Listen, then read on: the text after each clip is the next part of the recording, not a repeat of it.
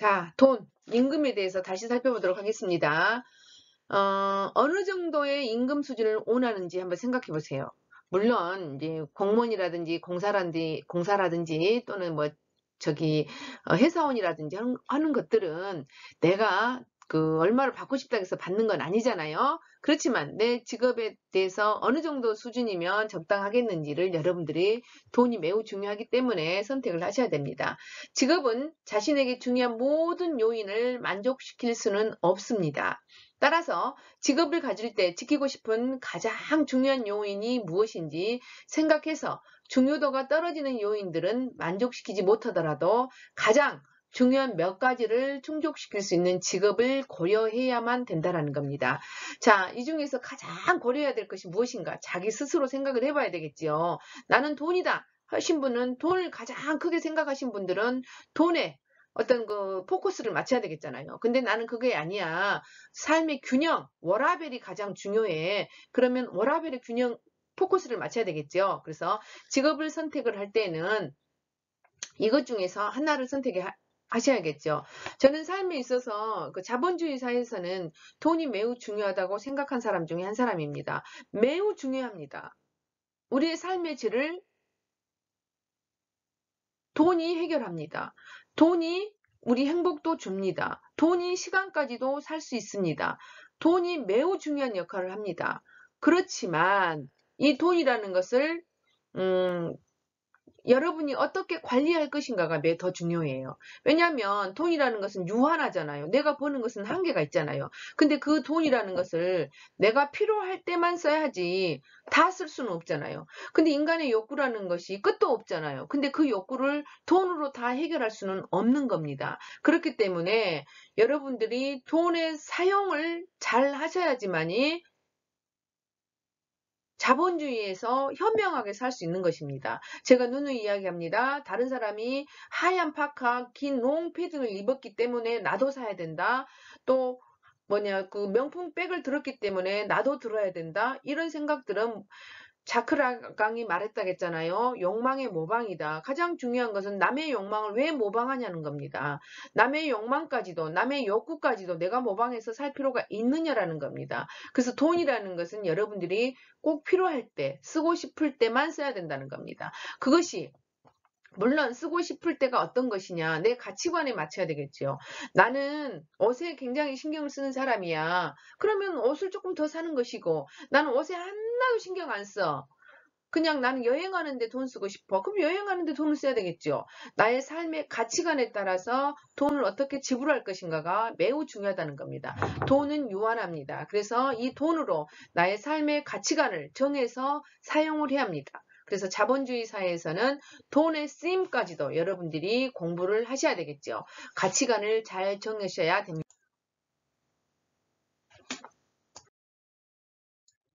자, 직업의 선택의 기준에서 마르크스의 예를 한번 들어보겠습니다. 마르크스는 직업 선택에서 가장 중요한 원칙은 인류의 안녕이다라고 말했습니다.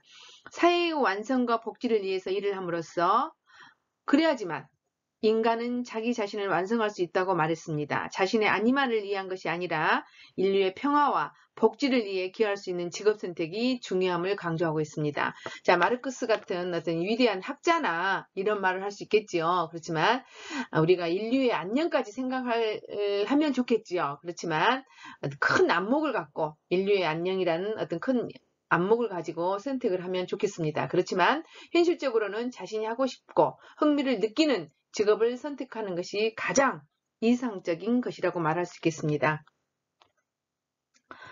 적성에 맞는 직업을 선택하는 것이야말로 가장 이상적인 직업 선택이 되겠지요. 평소 자신의 취미나 관심이나 성취도가 높은 분야나 가치관, 성격 유형, 신체적 조건과 전공 지식, 자격증, 가정 환경이나 애국어 습득 정도를 종합적으로 고려하여 적성을 파악하는 노력을 해야 된다. 자, 우리가 내 적성이 뭔지 잘 모르겠어 하시는 분들도 많이 있을 겁니다. 그 적성 검사는 학교에서 전부 지금 해주고 있으니까 여러분들이 한번 적성 검사를 해보시는 것이 좋습니다. 적성에 맞는 직업을 선택한 사람은 직업을 통해 행복과 성취감을 얻지만 그렇지 못했을 때에는 후회를 하기도 하지요. 그래서 막연하게 알고 있는 직업을 선택하는 경우에 적성에 맞지 않을 수도 있습니다. 직업 적성검사, 선호도검사 등을 통해 여러분들이 자기 적성에 대해서 알아갈 필요가 있겠지요. 그래서 그 검사를 해서 후회 없는 직업 선택을 하셨으면 합니다. 자, 두 번째로 직업을 선택했을 때 첫 번째 기준은 책에서는 적성이라고 말하고 있습니다. 근데 두 번째는 뭘 말하냐면 발전 가능성과 전직 용의도. 자, 앞으로의 발전 가능성이 있을 것이다. 그리고 내가 지금 조금 고생을 하더라도 한 10년, 20년 후에는 내가 빛을 볼 것이다. 또는 내가 이 회사에서 작은 회사에 있지만 조금 있으면 내가 3, 4년 어떤 경력을 쌓으면 전직도 쉽게 바꿀 수도 있을 것이다. 이런 생각들이 있어야지만 이 직업이 좋은 선택이라고 말할 수 있다는 겁니다. 그래서 발전 가능성과 전직 용의도에 대해서도 봐야 된다. 보수가 좀 작더라도 안정성 있는 직업을 가장 선호하고 있다. 여러분들은 지금 저도 마찬가지고 발전 가능성도 있어야 되지만 우리 어른들이 생각했을 때는 조금 안정적인 직장을 가졌으면 좋겠다 하고 선호를 하고 있지요. 그 다음에 두 번째로는 이제 장래성이 중요한 어떤 고려 대상이 되어야 된다. 안정성과 장래성이 만족이 되면 그 이상 바랄 것도 없겠죠. 그렇지만 두 가지는 우리가 직업 선택에 있어서 꼭 생각을 해봐야 된다는 겁니다. 자, 충분한 조사와 무조건 대기업 선호할 것이 아니라 중소기업이라도 자신의 능력을 발휘할 수 있는 기회가 보장되며 성장 속도가 빠르고 장래성이 높다고 판단되면 선택하는 것이 현명하다. 그래서 발전 가능성을 꼭 봐야 된다는 겁니다. 그렇다면 이제 전직 용의도, 직업인으로서의 전직이 얼마나 용이한가 하는 것은 평생 직업의 관점에서 뿐만 아니라 자신의 몸값과 관련해서도 중요한 기준이 된다. 타 직업으로 이직 용의도가 높은 직업일수록 생활, 경제적인 측면에서 보다 안정적일 수가 있다. 그래서 옮길 수 있는가를 보라는 겁니다. 그래서 두 번째로는 발전 가능성과 전직 용의도였습니다. 그렇다면 직업 선택에 있어서 기준은 적성, 발전 가능성과 전직 용의도. 세 번째는 보수와 근무 요건이다. 높은 보수와 자유롭고 여유로운 근무 여건에 따라 직업 선호도가 바뀌겠지요. 또 그런 어떤 근무 여건이 좋은데 이런 데가 선호도가 높겠지요. 동일한 직장이더라도 전문 지식과 기술이 있느냐에 따라 보수 차이가 큽니다. 그렇지만 상대적으로 높은 보수를 받는다는 것은 그만큼 노동 시간이 많고 노동 강도가 강하다는 것을 뜻할 수도 있습니다. 물론 스트레스도 많을 수도 있겠지요. 많은 시간을 일하고 높은 보수를 받는 것과 여유로운 근무 조건에서 좀 더 낮은 보수를 받는 것 중 어느 것을 선택할 것인가는 개인의 직업관에 달려있다. 나의 가치관에 달려있다. 나 돈 적어도 돼. 돈 그렇게 많이 안 쓰면서도 행복하게 잘 지낼 수 있어. 이런 사람들은 워라밸을 선택을 해야겠지요. 워라밸을 선택을 해야 되고 또 아니 나는 좀 일해도 돈을 좀 더 벌고 싶어. 돈 더 쓰고 더 벌어야 돼. 그럴 때는 직업 선택을 할 때 돈을 좀 중요시 여기면 되겠지요. 근무 여건으로 고려할 사항으로는 통근 시간 또는 직장 소재지의 사회 문화적 상황, 복지제도와 인사관리 제도, 근무 시간 및 여가 선용 가능성, 경영자의 운영 방침 등을 둘 수 있다. 물론 이제 대기업 같은 경우는 복지 같은 것도 혜택이 참 좋습니다. 월급도 많고 복지 혜택도 좋고 그런데 경쟁사회에서 있다 보니까 내가 어떤 그 성취를 하지 않으면 어떤 성취를 해가지고 결과물이 나오지 않으면 여기서 버티기가 힘들어요. 그렇기 때문에 그만큼 좋은 여건이고 돈도 많이 벌지만 어때요? 나의 스트레스라는 것은 또 말로 표현할 수가 없잖아요. 물론 자기가 그런 어떤 성취욕이 강한 사람 같으면 그게 즐거움일 수 있잖아요. 그래서 자기 어떤 가치관이라든지 자기 성향이라든지 이런 것들을 반드시 생각하고 직장을 잡아야 된다는 겁니다. 보수와 근무 요건도 매우 중요한 어떤 직업 선택의 기준이 되겠습니다. 네 번째는 자아 실현성입니다. 높은 급여와 장래성이 있다는 것만으로 좋은 직장이라고 할 수는 없다. 직장은 자신의 삶의 일부이고 자신의 삶을 실현할 수 있는 공간이기 때문에 자신의 능력과 개성을 충분히 발현할 수 있는 곳이어야 한다. 따라서 자아실현이라는 것은 직업 선택의 가장 중요한 요소라고 할 수 있다. 인간은 물질적인 것만으로는 살 수가 없습니다. 물론 돈이라는 것은 자본주의 사회이기 때문에 매우 중요하다고 여러 번 강조를 했지요. 그렇지만 돈이 어느 정도가 모아지고 어느 정도가 있다면 행복에 대한 그 필요 충분 조건은 아니라는 겁니다. 그래서 돈이 필요하지만 어느 정도만 딱 있다면 돈이 행복을 가져다 주는 것은 아니다. 나의 가치관이라든지 내 삶의 양식이라든지 이런 것들이 나의 삶을 또는 나의 그 행복을 주는 것이지 돈이 주는 것은 아니다. 근데 거기까지는 행복을 가기까지는 돈이 반드시 필요하다는 겁니다. 저는 이 현대사회와 직업윤리를 가르치면서 강조합니다. 우리는 현재 자본주의에 살고 있다. 그래서 돈의 역할이 굉장히 크다. 그걸 강조합니다. 그렇지만 어느 정도까지는 그게 돈이 좌우를 하지만 어느 정도 선만 유지가 된다면 행복에 필요한 거는 아니다라는 겁니다. 자신의 능력과 개성을 충분히 발현할 수 있는 곳이야말로 또는 자아실현이야말로 가장 행복한 일을 하는 것이다. 인간은 물질적인 것만으로 살 수 없고 정신적인 만족과 행복감이 필요하다. 급여가 조금 낮고 근무 여건이 좋지 않더라도 자신의 인생의 목표를 실현할 수 있는 직장이 좋은 직장인 것이다. 자, 예를 들어서 보면은 NGO 활동하신 분들 있잖아요. 그분들은 월급이 그리 많지는 않습니다. 그럼에도 불구하고 여건도 별로 좋지 않습니다. 그럼에도 불구하고 그 일을 하면서 굉장히 보람을 느끼면서 살아가잖아요. 그렇기 때문에 돈이 우리에게 꼭 나의 전부를 차지하는 것만은 아니다라는 거, 내 어떤 가치관, 인생관이 더 중요하다라는 것을 여러분들한테 말하고 싶습니다. 다시 한번 설명합니다. 직업 선택의 기준이라는 것은 적성이 매우 중요하고요. 또 적성을 알기 위해서는 지금 학교에서 뭐 적성 검사라든지 또는 그 직업 선호도 검사들이 다 지금 홀랜드 교육부터 시작 다 있습니다. 그래서 학교에서 한번 검사를 해보시고요. 또 발전 가능성과 전직 용의도. 자, 발전 가능성이 있는 것은 앞으로 ID 쪽이 굉장히 더 많겠지요. 또 우주산업 이런 것들은 발전 가능성이 있겠지요. 자동차도 지금 날아가는 자동차를 만든다고 하잖아요. 그래서 이런 것들이 매우 발전 가능성이 있겠지요. 보수와 근무 여건, 자아실현 이 네 가지를 이 교과서에서는 직업 선택의 기준이라고 들고 있습니다. 그렇다면 자, 직업을 보는데 과대평가된 직업이 있고 과소평가된 직업이 있더라는 겁니다. 그렇다면 먼저 미국에서를 먼저 보도록 하겠습니다. 미국에서 과대평가된 직업은 광고 제작사입니다. 우리나라도 마찬가지입니다. 광고 제작사가 보기는 좋잖아요. 물론 히트 하나 치고 뭐 어떤 그 카피라이터 해가지고 그 굉장히 뭐 일하는 뭐 나가라 막 이런 그 용어들이 카피라이터들이 있잖아요. 그런 것들이 성공을 하면 물론 좋겠지요. 그리고 성취욕도 강하겠지요.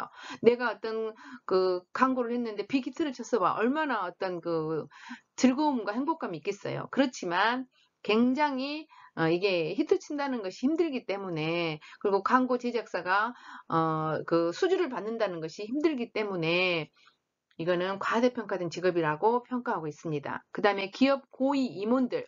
기업 고위 임원들은 물론 월급이 굉장히 큰 기업 같은 경우는 월급이 어마어마하잖아요. 근데 그것도 생각보다 과대평가돼 있다. 왜냐하면 이거는 그 몇 년, 2년, 길게는 4년 이런 식으로 임기, 계약직이기 때문에 생각보다 이것도 그 스트레스도 많이 받고 과대평가된 직업이다. 비행기 조종사 또한 이것도 물론 월급이 많습니다. 그렇지만은 자외선에 노출돼 있고 이것이 밤낮이 없잖아요. 그렇기 때문에 굉장히 고된 직업이다. 주식 중매인, 외과 의사, 변호사, PR 매니저, 스튜어디스 이런 것들도 전부 조금 과대평가됐다. 또는 사진 기자, 건축가 이런 것들도 과대평가돼 있다라고 지금 미국에서는 말하고 있습니다. 그런데 사실은 사진 기자 같은 경우는 자기가 본인 직업에 대한 그 만족도 조사에서 1등한 적도 있습니다. 그만큼 사진 기자는 월급이 많지가 않습니다. 그리고 그 어떻게 보면 기자이기 때문에 월급이 많지가 않아요. 근데 어때요? 자기가 원하는 것들을 찍고 또 예술로도 남길 수가 있잖아요. 그렇기 때문에 본인한테는 어떤 직업 선호도 만족도 조사에서 1위를 한 적이 있을 정도로 매력 있는 직업이겠지요. 그 정도로. 그렇기 때문에 과대평가된 직업이지만 어때요? 자기가 좋아하는 직업이면 할 수 있는 게죠. 그 다음에 이제 10위가 건축가예요. 미국 같은 데는 그 건축학도가 6년제입니다. 우리나라는 4년제 한 데도 있고 6년제로 바뀐 데도 있습니다. 그만큼 건축가가 되기가 어렵습니다. 그리고 그 건축사 되는 것도 어렵고 6년이나 공부해야 되고 빡세하잖아요. 그래서 미국에서 과대평가된 직업이 아닌가. 근데 옛날에는 건축가가 굉장히 인기가 많았어요. 근데 지금은 조금 인기 순위에서 떨어진 것 같습니다.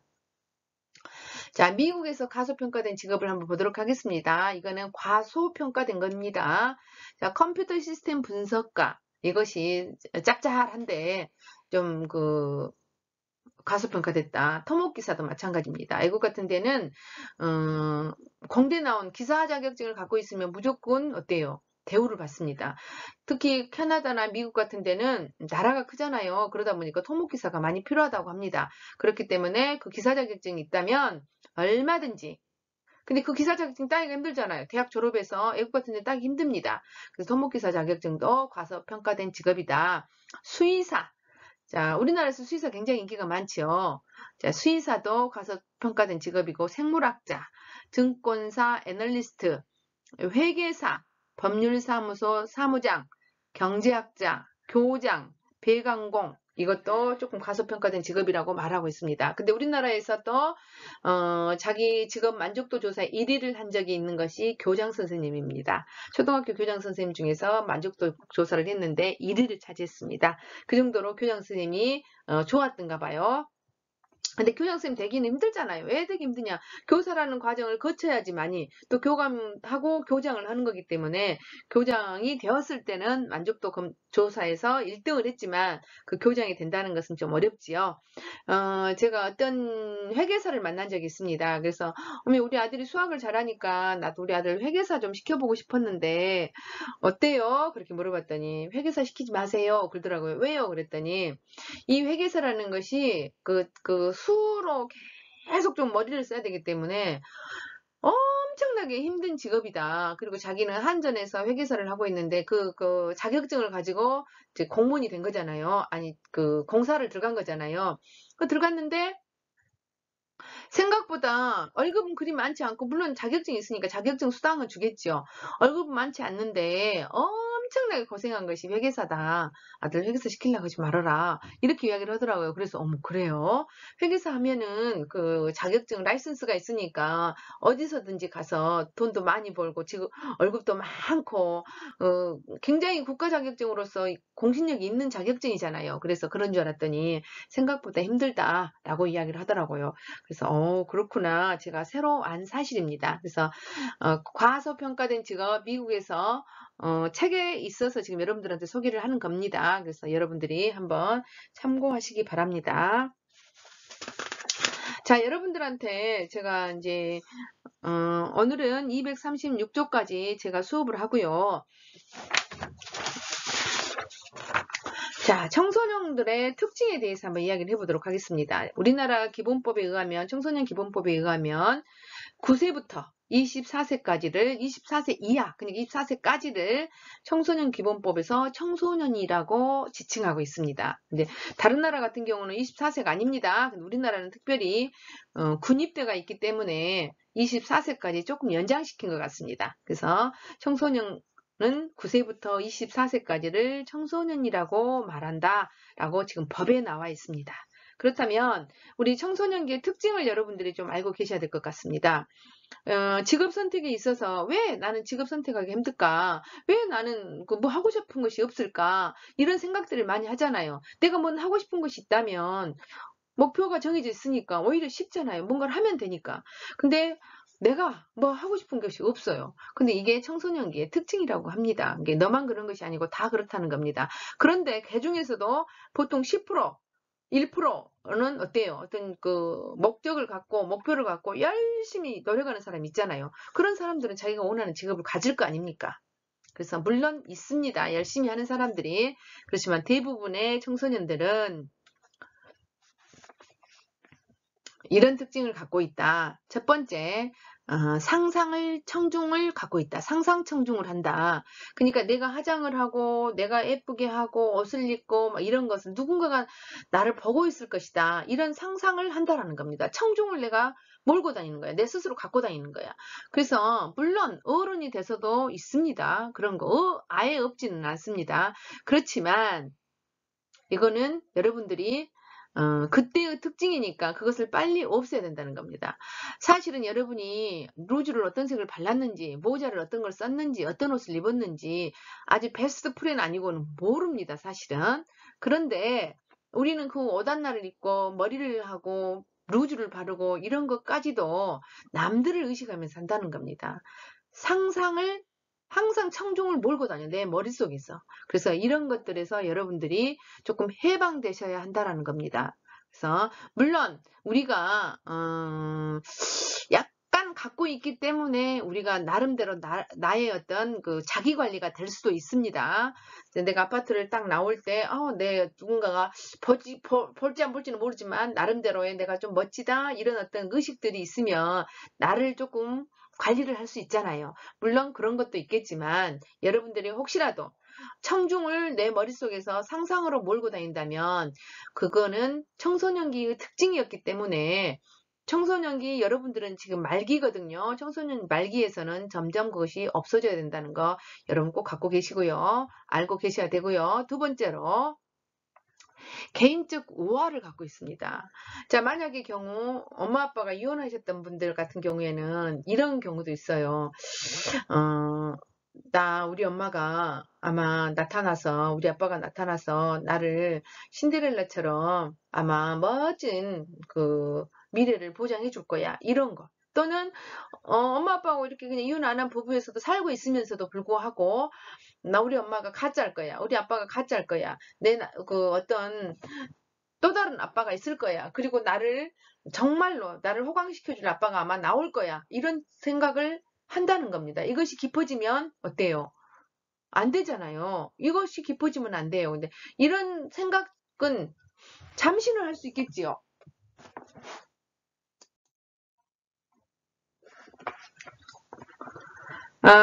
개인적 우화라는 것도 그 청소년기의 특징이기 때문에 여러분들이 이것도 하나 없애야 된다. 자, 세 번째는 동조성입니다. 동조성은 예를 들어서 어떤 친구가 앞머리를 딱 자르고 왔어. 그럼 나는 얼굴형에 맞춰서 내 머리 스타일을 해야 되는데 어때요? 이렇게 자기도 자른단 말이에요. 그래서 누구 하얀 롱패딩을 입으면 나도 하얀 롱패딩을 입고 싶고, 또 어떤 브랜드를 입으면 나도 그 브랜드를 입고 싶고, 검정 롱패딩을 입으면 나도 그 브랜드를 입고 싶고 그렇단 말이에요. 이렇게 그 청소년기의 동조성입니다. 근데 이제 그것이 일시적인 거면 상관이 없습니다. 제가 늘 말합니다. 욕망의 어떤 그 모방까지 해서는 안 된다. 욕구를 모방하면 안 된다. 그래서 그 욕구까지도 내가 나의 어떤 동조성을 갖고 있어 버리면 안 된다는 겁니다. 그래서 청소년기 말기 20대가 되면 이런 것들은 전부 없애라. 특히나 동조성은 없애라는 겁니다. 특히나 이 동조성에 대해서는 여러분들이 자기 개성을 차지해야지, 갖고 있어야지. 지금 제가 대학생들 머리 헤어스타일을 보면은 거의 같아요.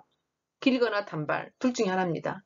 길거나 단발. 우리 때는 정말 아주 다양했거든요. 저기 그 85년도에 발표된 그 이선희의 제2에게 노래할 때 봐보세요. 머리 빠글빠글 볶았잖아요. 우리 때는 엄청난 그 고등학교만 졸업하면 이 헤어스타일 갖고 얼마든지 볶기도 해보고 못도 해보고 못도 해보고 별것을 다 해봤거든요. 근데 요즘 대학생들은 거의 같아요.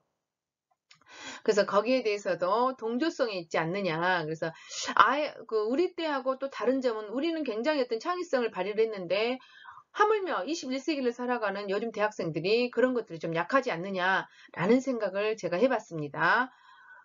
그리고 또 하나는 나른하고 멍 때리기를 좋아한다. 물론 청소년기가 그 특징이라고 제가 누누이 이야기하잖아요. 침대에서 누워서 뭐 인터넷 검색하고 이런 것들을 좀 즐겨 한다라는 겁니다. 그래서 나만 정체성이 없는 것이 아니고 대부분 아직 미완성 상태이기 때문에 뭘 좋아하고 나의 특기가 무엇이고 나의 적성이 무엇인지 잘 모릅니다.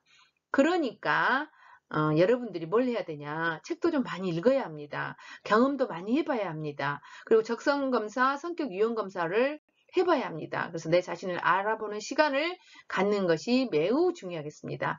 나의 삶, 나의 미래를 위해 내 삶은 내 것이잖아요. 내가 하는 것이잖아요. 내가 이루는 것이잖아요. 그래서 여러분들께서 이제 청소년이 지나가는 시점이 있으니까 청소년의 어떤 특징에서 벗어나라는 의미로 청소년기의 특징에 대해서 설명했습니다.